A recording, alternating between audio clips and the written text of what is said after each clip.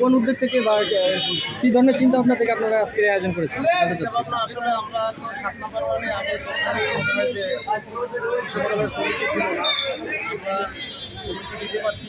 কৃষক 7 নম্বরে 7 নম্বর ওয়ার্ডে খুব ভালো অবস্থানে আছে।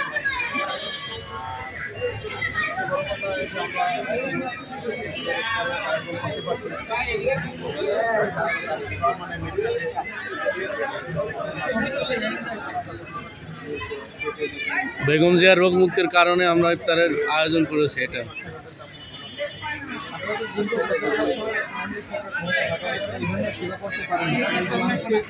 খাবার দিচ্ছেন, এটা মানে তৃপ্তির জায়গা থেকে কেমন লাগছে? জি, এটা আমাদের খুবই ভালো লাগছে।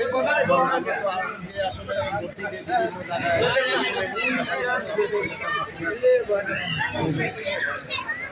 আসলে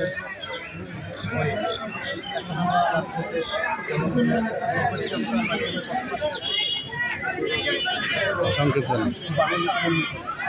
রমজান ব্যাপী আপনারা কৃষক দলের পক্ষ থেকে আর কি উদ্যোগ নিয়েছেন দেখা যাচ্ছে?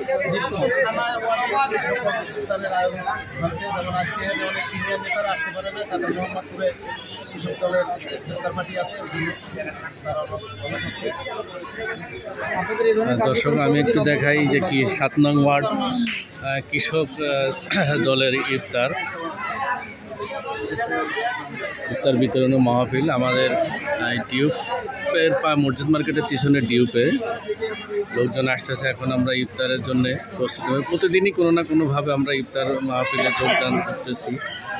বিএনপি জনাব তারেক রহমানের নির্দেশে এবং বেগম খালেদা জিয়ার সুস্বাস্থ্য কামনা দোয়া মাহফিলের জন্য বিভিন্ন ওয়ার্ড পর্যায়ে, বিভিন্ন জেলা পর্যায়ে, থানা পর্যায়ে, বিভাগ পর্যায়ে আমরা ইফতার ও দোয়া মাহফিলের আয়োজন করছি সারা বাংলাদেশ ব্যাপী।